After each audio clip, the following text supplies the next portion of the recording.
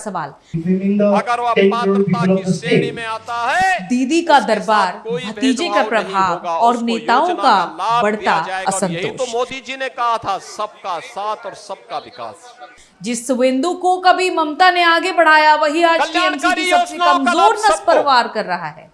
विकास की योजनाओं का लाभ सबको, बिना भेदभाव के योजनाओं का लाभ देंगे, बिना भेदभाव के विकास की योजनाओं को गांव और घर घर तक पहुंचाने का काम करेंगे। लेकिन अब वह नहीं होने देंगे जो 2017 के पहले होता था। 17 के पहले मुझे याद है मुझे 2015-16 में इस गोंडा में भी दुर्गा पूजा के समय दंगा करने का प्रयास हुआ था। यहां भी दंगे हुए थे। मां दुर्गा की मूर्ति को विसर्जन नहीं करने दिया जाता था। रामलीलाओं के आयोजन में अड़चनें डाली जाती थी। पर्व और त्योहार प्रारंभ होने के पहले, उत्सव प्रारंभ होने के पहले उपद्रव शुरू हो जाते थे। बेटी सुरक्षित नहीं, व्यापारी सुरक्षित नहीं, और सत्ता में बैठे हुए लोग 2017 के पहले इन दंगाइयों को, इन पेशेवर गुंडों को प्रश्रय देते थे, इनके सामने नतमस्तक होते थे। प्रदेश में कर्फ्यू रहता था, महीनों महीनों कर्फ्यू। असुरक्षा के वातावरण में न निवेश होता है, न विकास होता है। पहचान का संकट अलग से खड़ा होता है। नौजवान बेहाल होता है, किसान परेशान होता है, बहन और बेटियां सुरक्षित महसूस करती हैं, और विकास में पिछड़े पायदान पर हमारी गिनती जब होती है तो सम्मान नहीं होता है। यही तो होता था यूपी में। आज तो आप देखते होंगे उत्तर प्रदेश में 75 जनपद हैं, 350 तहसीलें हैं, 825 विकास खंड हैं, 762 नगर निकाय हैं, 14,000 वार्ड हैं, और बहनों और भाइयों 57,000 से अधिक ग्राम पंचायतें हैं। बिना रोक टोक के योजना का लाभ सबको मिल रहा है। पर्व और त्योहारों में कोई व्यवधान नहीं डाल सकता है। उत्सव के रंग में किसी ने भंग करने का काम किया तो फिर वर्तमान तो जाएगा ही जाएगा, भविष्य भी स्वाहा हो जाएगा।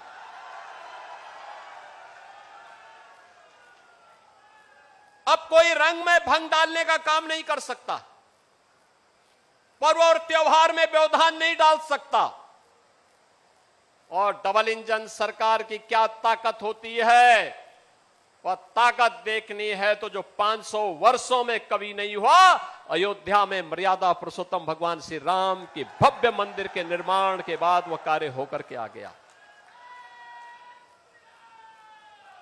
ये आप लोग तो एक ऐसे जनपद में हैं जिन्होंने आंदोलन को अपनी आंखों के सामने देखा है। जो पीढ़ी 40 वर्ष से ऊपर की है, उसने आंदोलन में भाग भी लिया, और उस आंदोलन के दौरान तत्कालीन सरकारों के द्वारा हुए अत्याचार को भी महसूस किया था। तब राम का नाम लेने पर ही प्रतिबंध था, डंडे बरसते थे, गोलियां चलती थी। अयोध्या में भगवान राम का भक्त अयोध्या में नहीं जा सकता था। किस प्रकार की अराजकता थी। अब तो अयोध्या में राम भक्त के अलावा कोई रामद्रोही घुस ही नहीं सकता है, ऐसी व्यवस्था कर दी गई है। आज तो अयोध्या चमक रही है। एक नई अयोध्या का मॉडल आपके सामने खड़ा हुआ, जो जाता है अयोध्या के वैभव पर उत्साहित होता है। हर व्यक्ति अपने आप को अभिभूत महसूस करता है, गौरव की अनुभूति करता है, और आपके पूर्वज आशीर्वाद दे रहे होंगे आप पर। जहां कहीं भी होंगे आशीर्वाद दे रहे होंगे कि हमारी वर्तमान पीढ़ी कितनी धन्य है, अपनी आंखों के सामने मर्यादा पुरुषोत्तम श्री राम को विराजमान होते हुए देख रही है, भव्य राम मंदिर का निर्माण देख रही है। और आपके संघर्षों का लाभ जहां कहीं भी आपके पूर्वज होंगे जिन्होंने राम मंदिर आंदोलन में योगदान दिया, जो घर में बुजुर्ग होंगे उनके आंखों में खुशियों के आंसू होंगे, जो स्वर्ग सिधार गए होंगे उनमें इस बात की संतुष्टि होगी कि जो काम उन्होंने अपनी आंखों के सामने नहीं देखा है उनकी वर्तमान पीढ़ी ने वो करके दिखाया है।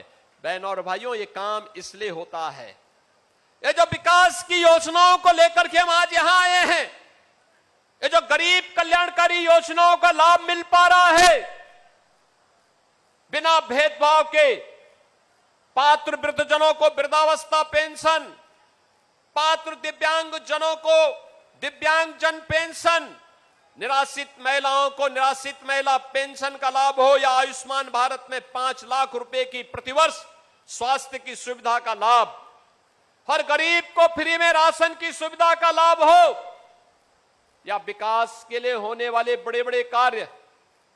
कोई सोचता था गोंडा में मेडिकल कॉलेज बनेगा?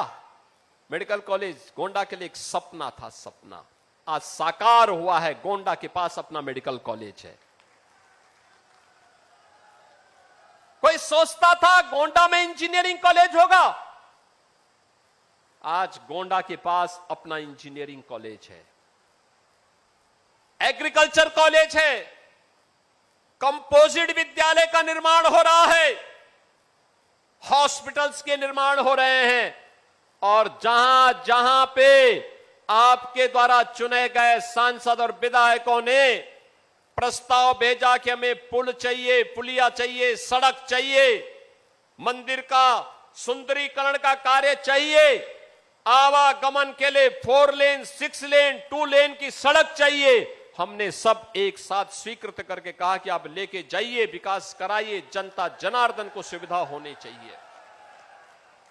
बहनों और भाइयों, ये तब संभव हो पा रहा है, ये विकास के कार्य हो, ये गरीब कल्याणकारी कार्य हो, विरासत से जुड़े हुए ये कार्य हो, नौजवानों के लिए नौकरी हो, निवेश के माध्यम से रोजगार हो, ये तब संभव हो पा रहा है जब आपने कमल का बटन दबाया, और कलम के बटन के बाद जब मां लक्ष्मी का आशीर्वाद प्राप्त हुआ तो धन की वर्षा यूपी पे हो रही है, और वो पैसा आपके जनपद के लिए जा रहा है, आपके गांव के लिए जा रहा है।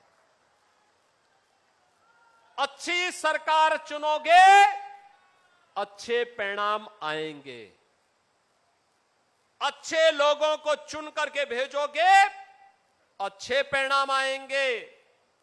गलत लोगों को चुनोगे तो उसका खामियाजा से भी कोई वंचित नहीं कर पाएगा।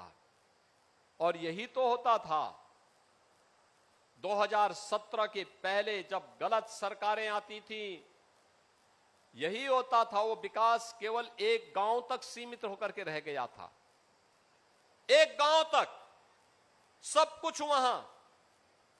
हमारे लिए हमें मेडिकल कॉलेज बनाना था, हमने ये नहीं कहा कि सेफई में बनेगा, हमने कहा गोंडा में बनेगा, हमने कहा बनेगा बहराइच में, बनेगा बलरामपुर में, बनेगा अयोध्या में, बनेगा बस्ती में। इन सभी जनपदों में हम लोगों ने मेडिकल कॉलेज बनवा दिए। सरकारी मेडिकल कॉलेज सिद्धार्थनगर में भी बन गया, सब जगह मेडिकल कॉलेज। अंबेडकर नगर में मेडिकल कॉलेज, सुल्तानपुर में मेडिकल कॉलेज। कौन जिला है जहां पर मेडिकल कॉलेज का निर्माण नहीं हो रहा है? बहनों और भाइयों, इंजीनियरिंग कॉलेज भी बन रहा है। गोंडा के अंदर इंजीनियरिंग कॉलेज, एग्रीकल्चर कॉलेज। यह तब हो पा रहा है जब विकास में बिना भेदभाव की हर जनपद के लिए पहुंचाया जा रहा है। मेडिकल कॉलेज की बात के बाद आई एयरपोर्ट का निर्माण होना है।